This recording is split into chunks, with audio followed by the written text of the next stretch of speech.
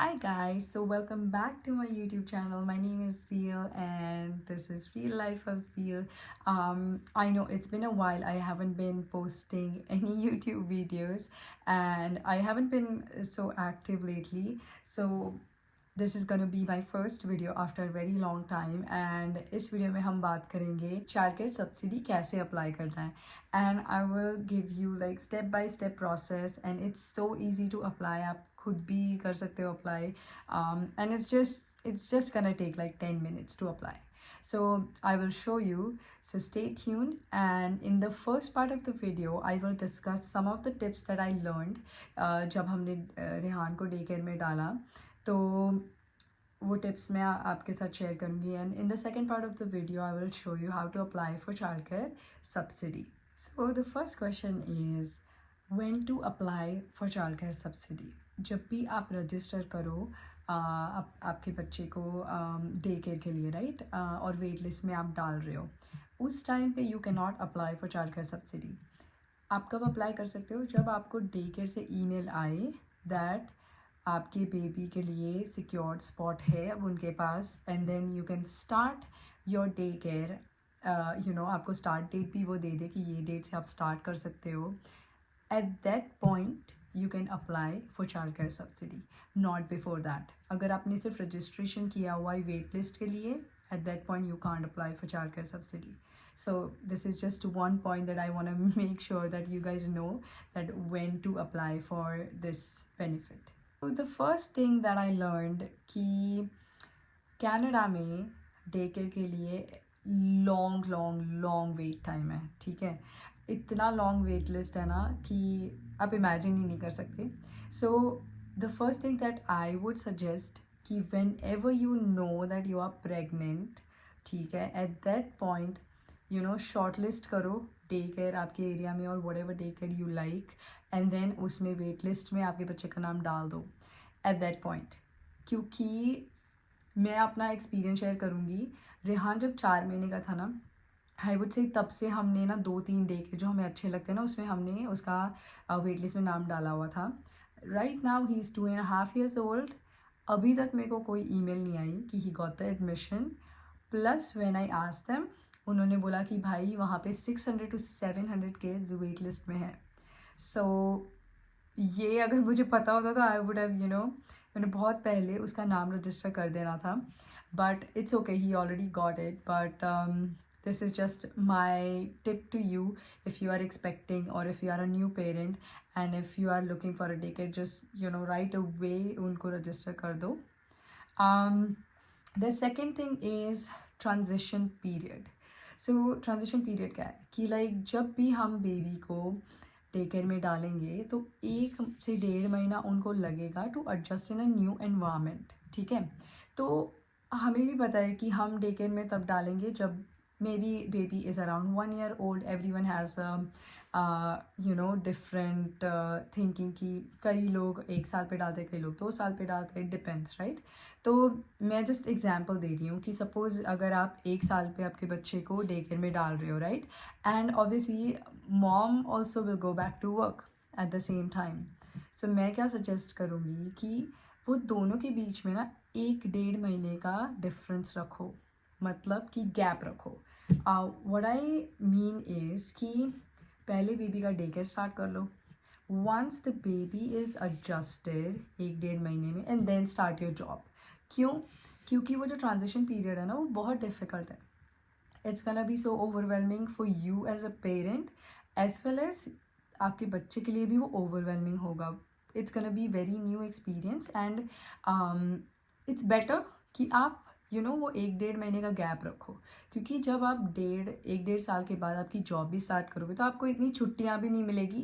And क्या पता during that transition period they ask you कि भाई बच्चा नहीं रह रहा है, आप पिक कर लो उसको जल्दी. So how are you gonna manage that? So just I would say it's gonna be very easy अगर आप 1-1.5 महीने का बीच में गैप रख रहे हो. द थर्ड थिंग इज़ कि socialization. So it's just my opinion. Everyone has this different perspective about daycare, but I would say कि इन कैनेडा हमारी बहुत आइसोलेटेड लाइफ है. Once you have a kid and you know आप every day आपके बच्चे को socialise नहीं करवाओगे ऑब्वियसली. यू नो आप वीकेंड पे आपके फ्रेंड्स को मिलोगे and stuff like that, but not like India कि हम यू नो एवरी डे हमारा सोशलाइज होता है. सो मेरे हिसाब से अगर आप डे केयर में डाल रहे हो बच्चे को, राइट, तो एवरी सिंगल डे उनको उनकी एज के बच्चों के साथ इंटरेक्ट करने को मिल रहा है. And that is very important. That's what I think. ठीक है. एंड मुझे लगता है कि वो लर्न भी बहुत जल्दी कर लेते हैं अगर आप ऐसे इन्वायरमेंट में उनको डाल रहे हो, right. But everyone has different perspective and everyone has you know different thinking कि भाई कई लोग सोचते हैं कि day care is not good and कई लोग सोचते हैं कि you know it's good. But it's just my opinion. So ये जस्ट 3 टिप्स थी जो मैंने सीखी है with Rehan, and I shared it with you guys. And now let's move on to the next part of the video, जिसमें I'll show you how to apply for childcare subsidy. and मैं आपको ये भी दिखाऊंगी कि how you can calculate the amount कि आपको at the end में कितना पेरेंट को पे करना आएगा. ठीक है. because so let's go. So just Google karo childcare subsidy and then click on that first link, and let's go to how to apply. And in that, let's review your eligibility. So first check if you are eligible to apply for childcare benefit or not. So there are certain criterias that you have to check before you apply for this childcare subsidy. Okay. सो यहाँ पे हम read भी कर सकते हैं. ये points दिए हुए हैं उन लोगों ने फॉर एलिजिबिलिटी. एंड यहाँ पे एक लिंक भी दी हुई है जिसको क्लिक करके हम चेक करेंगे if you are eligible to apply for that और नो. ठीक है. तो click on apply online and complete the child care subsidy application पे क्लिक करें. अब जब यहाँ ये पेज खुलेगा उसमें log in to your subsidy account पे क्लिक करो. After that once you click on that, यहाँ पे 3 ऑप्शंस है. we just have to click on apply and सो यहाँ पे वो क्वेश्चंस पूछेंगे, आप उसके आंसर्स दोगे तब जाके आपको बताएंगे कि you know if you are eligible और नॉट. एंड बहुत इजी क्वेश्चंस है. Just read it once and आपको जो अप्लाई हो रहा है उस हिसाब से आप ऑप्शन सेलेक्ट करें येस और नो के बीच में एंड देन गो नेक्स्ट. इसमें you know if you are married single just select any options that is suitable to you. ठीक है. And the most important thing यहाँ पे ये है कि कनेडियन टैक्स फाइल किया है कि नहीं किया है, क्योंकि दैट इज़ वेरी इंपॉर्टेंट. आपको नोटिस ऑफ असेसमेंट मिलेगा after you apply for Canadian tax and उसके बाद उसके अंदर आपको चेक करना है ये लाइन 15,000, लाइन 32,000 एंड लाइन 33,099. उसमें जो अमाउंट लिखा होगा ना वो आपको यहाँ पे एंटर करना है. यहाँ पे मैंने अप्रॉक्सीमेट अमाउंट लिखा हुआ है जस्ट टू शो यू कि उसमें यू नो आपको भरना पड़ेगा और वो उसके लिए नोटिस ऑफ असेसमेंट चाहिए होगा. अब गो टू नेक्स्ट एंड आपकी बेबी का नाम लिख लो. यहाँ पे हम just gonna put initials and approximate birth date. आप अपने बेबी का इंफॉर्मेशन इसमें डाल दें. एंड अब यहाँ पे पूछा हुआ है कि do you have a secured spot. So मैंने आपको आगे बताया कि if you have a secured spot then only you can apply for child care subsidy. So आपको स्टार्ट डेट आपके पास होगी ना तभी आप अप्लाई कर सकोगे. सो यहाँ पे you have to enter start date and यहाँ पे आपको प्रोवाइड करना है कि कौन सा डे केयर है. सो यहाँ पे मैंने अप्रॉक्सीमेट कोई भी डे केयर का नाम डाल दिया है. आपको जो डे केयर में सिक्योर्ड स्पॉट मिला है उसका आप नाम डाल दें उसमें and go to next. So यहाँ पे लिखा हुआ है कि you can apply for child care subsidy. क्यों? क्योंकि we have the start date and we have the day secured spot. ठीक है. तो उसके लिए you will require notice of assessment and दोनों पेरेंट्स का SIN number. Let's apply for child care subsidy now. So उसके लिए यहाँ पे जो नोटिस ऑफ असेसमेंट पेरेंट्स का है वो खोल के रखना. उसमें जैसे ही आपका फर्स्ट नेम लास्ट नेम है वो भर देना. आपकी बर्थ डेट है, you know if you are single married, जो भी आपको अप्लाई होता है वो ऑप्शन सेलेक्ट कर लेना, what is your Canadian citizenship status, so वो भी आप सिलेक्ट कर लेना। यहाँ पे सिन नंबर एंटर कर लेना आपका, and other contact information. It's Fairlie easy. यहाँ पे आप अपना सिन नंबर भर लें एंड आपका मेलिंग एड्रेस ऐड कर लें।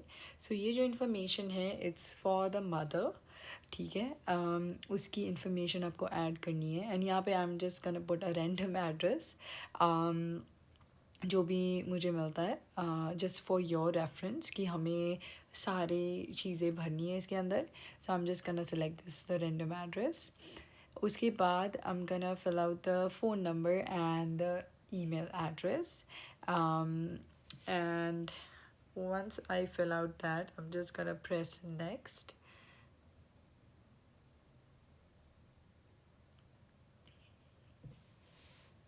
एंड यहाँ पे आपको अपने स्पाउस की इन्फॉर्मेशन भरनी है, जैसे कि आपके हस्बैंड की इन्फॉर्मेशन भरनी है as per the notice of assessment. So जिस हिसाब से उनका फर्स्ट नेम लास्ट नेम है नोटिस ऑफ असेसमेंट में, उस हिसाब से आप एंटर कर लें सारी इन्फॉर्मेशन, ऑल्सो उनकी birth date and all other information. Once you fill out all the information, go to next.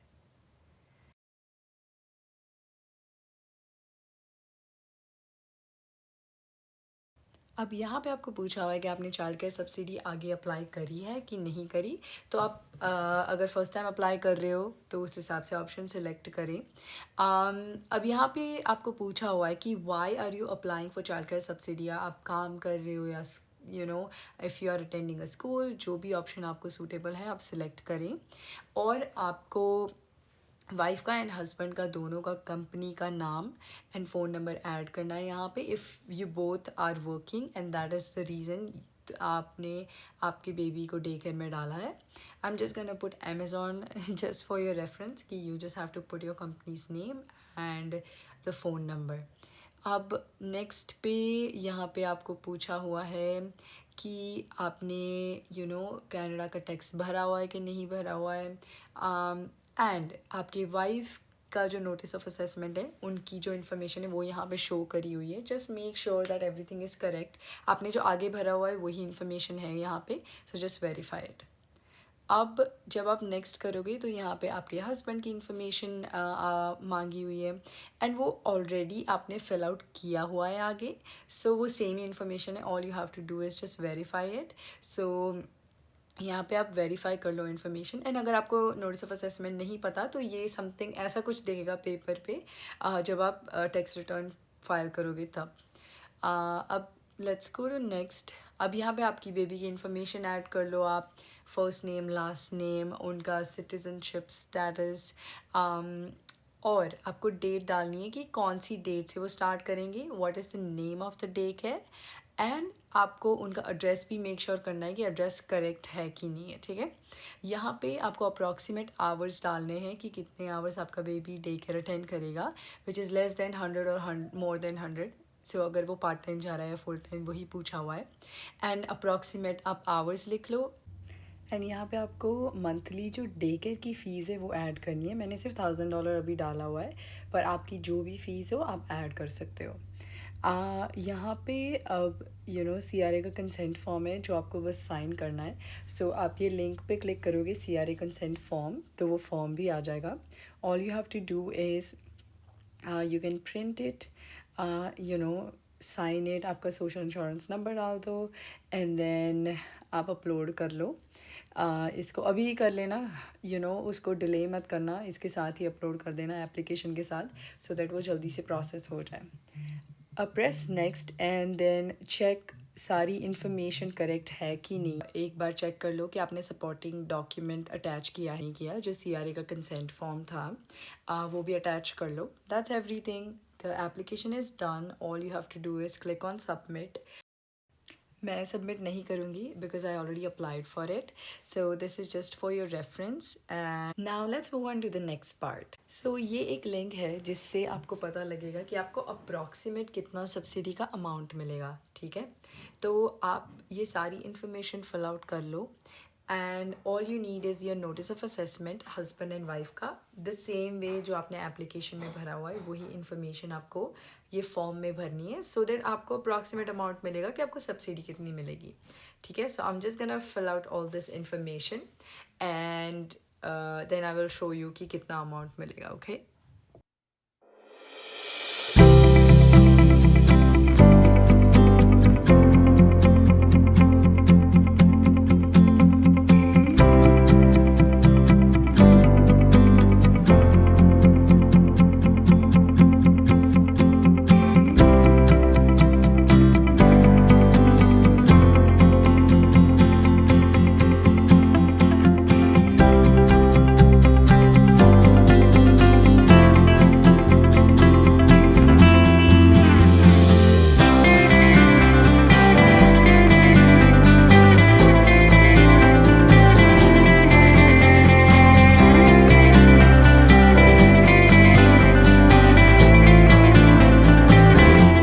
So यहाँ पे दिखाया हुआ है कि $266.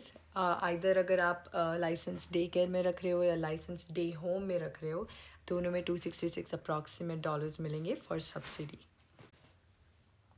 द सेम वे आप अपना भी सब्सिडी कैलकुलेट कर सकते हो. एंड यहाँ पे आप इनकम के हिसाब से देख सकते हो कि आपको कितनी सब्सिडी मिलेगी.